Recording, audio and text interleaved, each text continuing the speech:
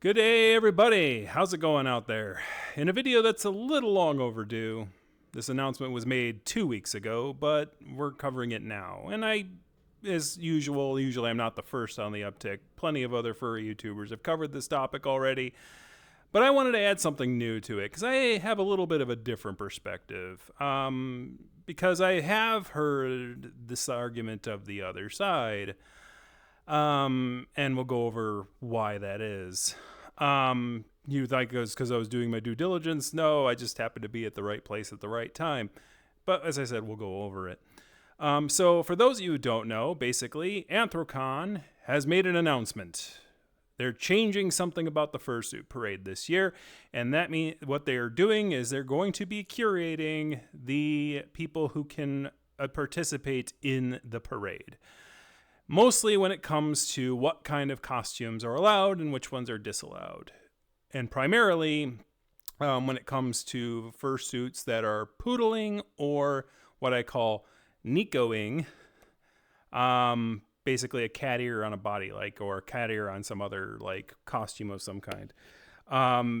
Those ones are probably not going to be allowed to participate in the parade this year. Since people who have poodled before have, I don't know if there's many neko furries. I don't know too many of those complaining about that aspect, but poodling, absolutely. So let's go over the actual rules from their announcement themselves on the amendment of this thing. So this is a copy of their parade rules. The highlighted part is the part that was added. Basically, all participants must have a costume that is anthropomorphic in nature. The parade is not for general cosplay. Full body fursuits are encouraged. Partial fursuits must incorporate elements in addition to a head, hands, and optional tail. These at Vev's discretion based on... I don't even know what that is. Did they smudge that on purpose? Discretion based upon interpretation of species and character. Examples include footballs, sleeves, leggings, other costume features that define a character. No human skin should be showing. All clothing and costume elements must conform to the standard of conduct. So basically what that means is no poodling. Now, obviously, they didn't officially say no poodling, but that's in essence what it means. Now, for those of you who don't know, if you go back to my older videos, I am a partial fursuiter. I do not have a full body costume fursuit, and I really don't have any desire to get one. The partial I have works fine for me for the purposes that I need them for, and I like being able to change my clothing options on a whim. And also, and this is a very big thing about being a full suitor, is when you get old, your body type can change. You can be athletic and then have happy belated Father's Day. You could get a dad bod and basically not be able to wear your fursuit because that happens. And I learned that pretty early on. Unfortunately, not to call anyone out, before unfortunate Bucktown, I used to be a fan of Bucktown Tigers. I still sort of am. He's still a good guy. He's more into the trivia space than the rap scene these days. He found something that he's really good at, and he's basically launched on it. We covered him previously on this channel. But unfortunately, he had, and he probably still has, battle with weight. And unfortunately, he wasn't able to fursuit anymore because he had a full suit, and he got bigger, and he couldn't fit anymore. So I learned that early on before I even got my fursuit. So I decided that probably could happen to me. So, because I'm a person who works in computers, so I should make the decision now to kind of just do partial, and it worked out really well for me. I truly believe, unfortunately, myself, if I had gotten a full body fursuit back in my 20s, it wouldn't fit me today. Because yes, as you get older, your metabolism slows down, and you got to slow down your eating, and coming to terms with that. But weight gains and weight losses aside, basically the idea behind this is that they don't want people who are poodling. Now, what is poodling? Now, I covered poodling on a previous video on this channel. I'll put a link in the description below for that. But basically, that's back when that t-shirt I had actually had words in it. The text and the things faded out over the course of a few years, unfortunately. But that used to have that suit. And so basically that's my partial suit without like full sleeves. And that's basically what poodling is. You can see usually their arms or the legs, maybe someone's wearing shorts. But typically you would have a head, you'd have a fursuit head and hands. If you want a full description and me going over poodling, it's a very short video, so you can do that. We've covered it previously. What I call nekoing is basically, like the anime cat girls with the cat ears and things like that. Like if you had a Master Chief costume and you put like a fox ear headband on it, that would be technically nekoing. Basically, it's like you're not covering your human face at all. You're just having like minor features like a tail and ears and maybe paws. But your face is usually not covered. With poodling, usually the face is covered. Same, but different. Anyways, shout out to learning Japanese aside. So basically, that's it. Handlers will be permitted to assist with donning and preparing a costume on stage. However, handlers are not permitted to walk the parade. Exceptions will be made for handlers who are assisting performers with mobility challenges and participants under the age of 13 who need a parent or guardian to accompany them. So in essence, and obviously they're making the same things that they said due to the parade lineup area and the presence of escalators on the parade route. Make a costume that's reasonable to get through doors and through like things. And things like that.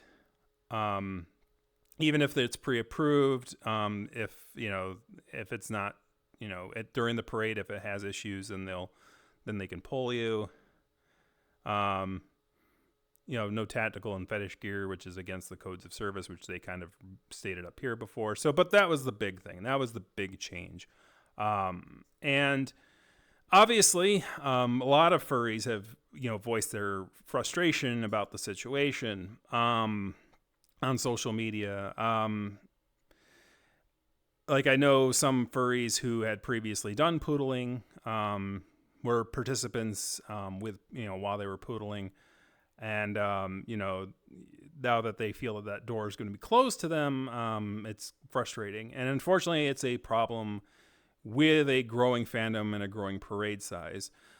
This is where I'm going to go into logistics a little bit, and also using my information that I was a bit privy to before I knew I needed to be privy to it because I had forgotten that I even heard it. I'm recalling a conversation from a year ago. So I will say I have one criticism for this announcement, and this is my main criticism.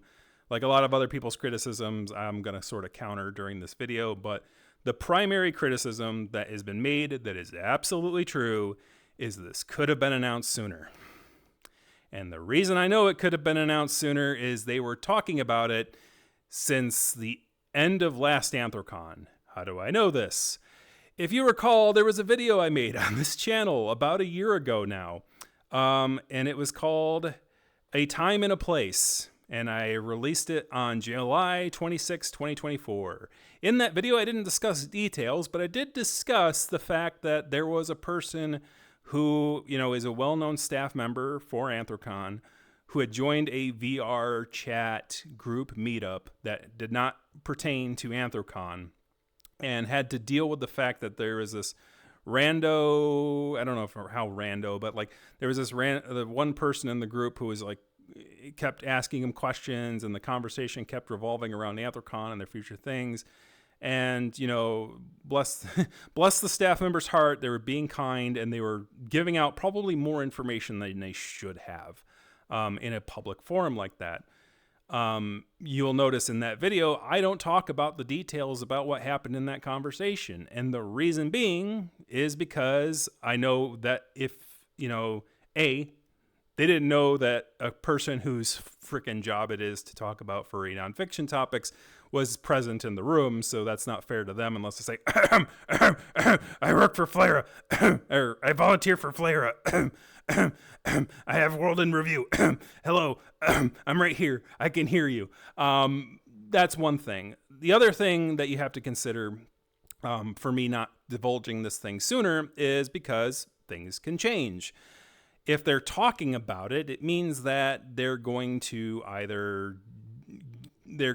say yes, they're going to say no, things could change in a year. So, saying, "Oh, look at this thing I heard. Oh, they're going to get rid of poodling in the convention or in the parade," which was something that they said that they were discussing. And I'll go into some of the now that the cat's out of the bag, as it were, I will go into some of the details I can recall. Now, obviously, it's been a year, so I won't remember everything, but I do remember some of the reasoning behind it. And no, ladies and gentlemen of the audience, no, it's not that people in leadership are dumb. No, it's not that they knew that you were going to get frustrated about the announcement. They knew very well if they decided to go that route that it was going to cause frustration and tick people off. But they had to weigh the pros and the cons for the con, and apparently the pros outweighed the cons. Once again, that's why I didn't talk about it, because they needed to discuss that and have that thing. But I will criticize them that the decision really didn't change all that much from the rough draft in a year. And at some point, you have to make that announcement. Now, I'll give them one cherry in that, okay, cool, you basically decided to say it before, people could refund their hotel and refund the convention for their attendance, but it was only a month out. So it was kind of like you could have announced it sooner. You might, I would say maybe like a month after registration, or maybe like a week after registration opened, or when a registration opens. Like those kind of decisions that could influence a person's ability to give you money and then refund it. You're going to lower the amount of volatility of people asking for refunds if you make any major changes around the time that the convention early bird / registration opens up. Especially if you're talking about it, especially if it's a decision that's not made, that's being discussed right at the end of the last con, right? To me, it's to me, that's the big criticism, that it could have been announced sooner. And I have evidence that it could have been announced sooner. And I very much know it could have been announced sooner. But most of the other criticisms that people have, I'm going to say, I don't share it as strongly. And I'll go through some of those criticisms right now. One criticism I remember seeing a lot is that this is going to be basically biased, or basically it hinders disabled people or folks being able to attend or being able to participate in the fursuit parade. I would say that not as much as a lot of people think. They were saying, well, it's going to cause people to overheat if you're trying to push people towards full suits. And towards full dress, right? And that could be true. People who can't deal with major heat tolerances could have issues. But let me say this, that's been an issue from the get-go. I've been to a handful of, these Anthrocon fursuit parades, and I do recall a handful of people, even before the parade gets going, even when we're in the get-together room to start to walk out, seeing medical staff have to pull one or two people aside because they're having, basically having an overheat moment. They have to cool off and they can't participate in the parade even before they get out there. So that's always been a thing. But if you're talking about risks, when it comes to that, obviously the handler situation being only for people that have a disability is going to be tricky. It's how do you prove that? How do you disprove that? Do the handlers get a special permit? I'm going to say this is everyone's going oh, Anthrocon did this to lower their amount of work. I'm going to say this is going to increase their workload for sure. Because they have to basically preemptively figure out, they have to figure out a way to basically assess fursuiters on site, have a space for that, have a way to badge those people with a special badge, have special enforcement around that in and around the parade. It's going to be more of a logistical hassle in some ways. But in exchange for that, the benefit may be that the necessary staff and the necessary resources needed during the parade may decrease. The resources before the parade may increase. The resources during the parade may decrease or taper. Because when you have, it's like, oh, like, let's invite anybody that has like fox ears and a tail. Like, you could have like, many fursuiters lining up in a line, and because there's so many people and so many bodies to take care of, if somebody is having a heat problem, it's going to be a lot more challenging for staff on site to kind of come in and help that person out. So basically it's sort of this, like, there's going to be less fursuiters in the parade, but because there's less fursuiters in the parade, the response, if something goes wrong with a person who, bites off more than they can chew, or gets overheated, or trips and stumbles and falls and hurts themselves or something, the response time should increase because the amount of staff available to help the amount of fursuiters and the ratio between those things should improve. So that is my counter thought to that, and I think that's their counter to that as well. The other thing that it's important to keep in mind about Anthrocon's fursuit parade is it is very unique. And this isn't like, obviously it's like, it's a hard thing for furries to understand. It's like, this is a growing convention, but also the staff has a certain idea in mind when it comes to Anthrocon. And if that's an idea that you can't get behind all that much, it's probably best that you find other conventions that are a little less, trying to be the bridge between citizen and furry. Like, Anthrocon has a sort of pizzazz to it that you can't find anywhere else, and that is that the city itself and the things fully embrace the strangeness. They fully embrace the furry stuff, and part of that issue is because the staff, I think, has, is quote unquote the human whisperer, right? And Kage, for as much as furries give him some crap, is very good at talking to the normies, the people, and normalizing furries in a way. As I said, people criticize him for that. There are absolutely furries that criticize him for that, but it works in regards if you want to have a convention where the general public basically sees things in a part. Give him what he want. Give the guy heck sometimes, but like, he's very good at the PR thing when it comes to non-furry media. That being said, the parade is not for furries. The parade is for the people of Pittsburgh, and that's what I believe that they believe. Because one of the complaints, or one of the things I do remember being discussed, was the fact that the parade was getting too long. And by that I mean, it was becoming multiple hours from end to end. And there are people who have showed up for this thing, who have come downtown to see this thing. And, there's a whole, they've also set aside time for a block party. But because the parade lasts so long, there's not as much time for the block party, and it bleeds into the block party, and there's not a lot of, and the people get bored, right? The people are like, they came to see furries, but it's like, oh, I've seen like all these animal costumes, and it's like, oh, okay, well, I've seen them all, and I'm just gonna wait for this thing to end, and it's been like 2 or 3 hours now. So basically, the idea is they're trying to make a curated experience for the outside audience, like, for better or for worse.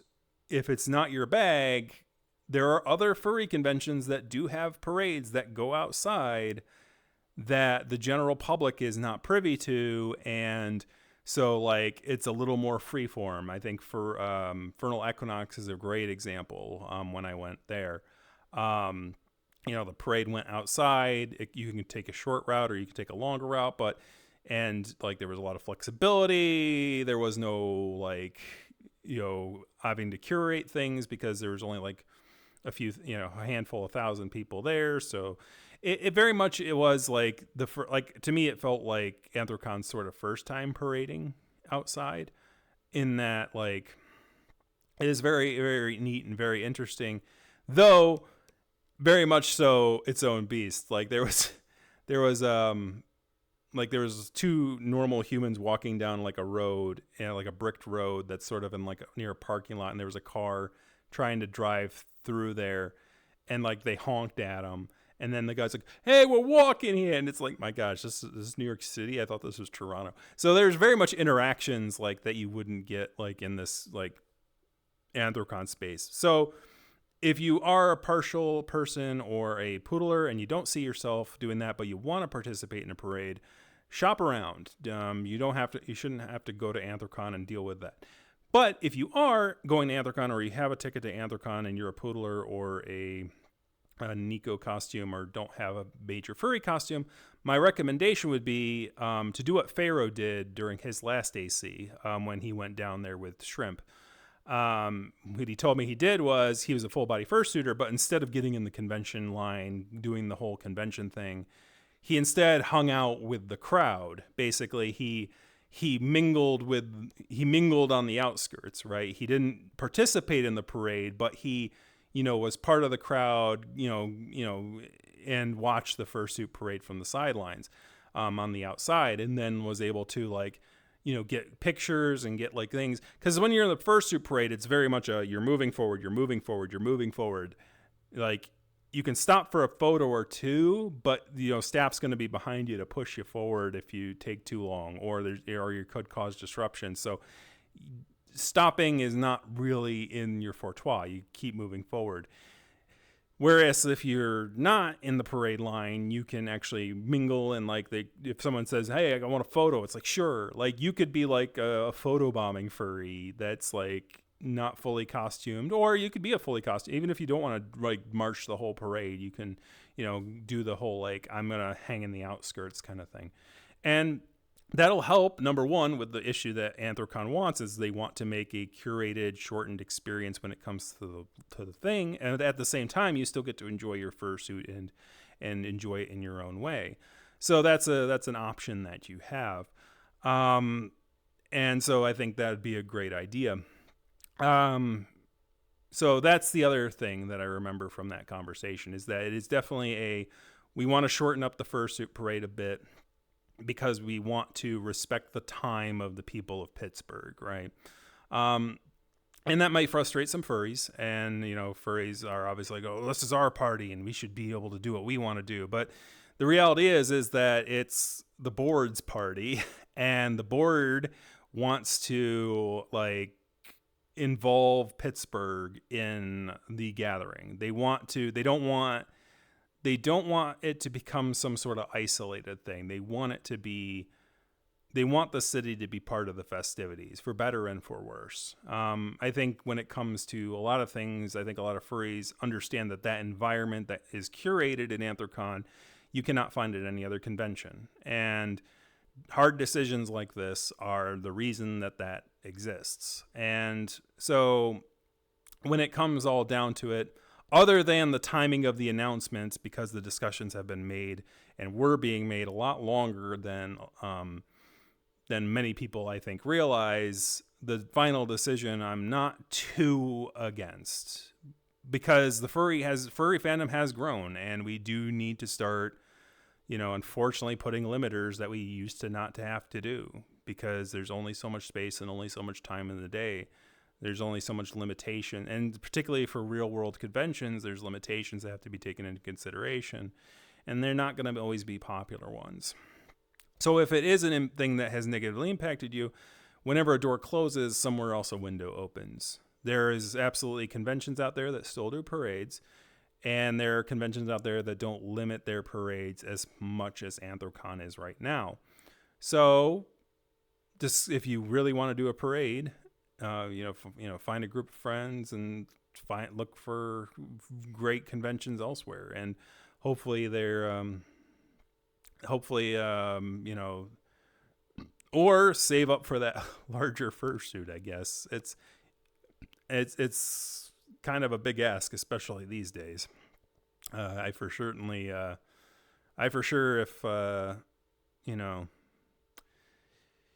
it does suck for people who had that dream and they wanted to do it this year, and obviously this new rule will probably put a ring in it. But to those folks, try not to let it get your whole weekend down.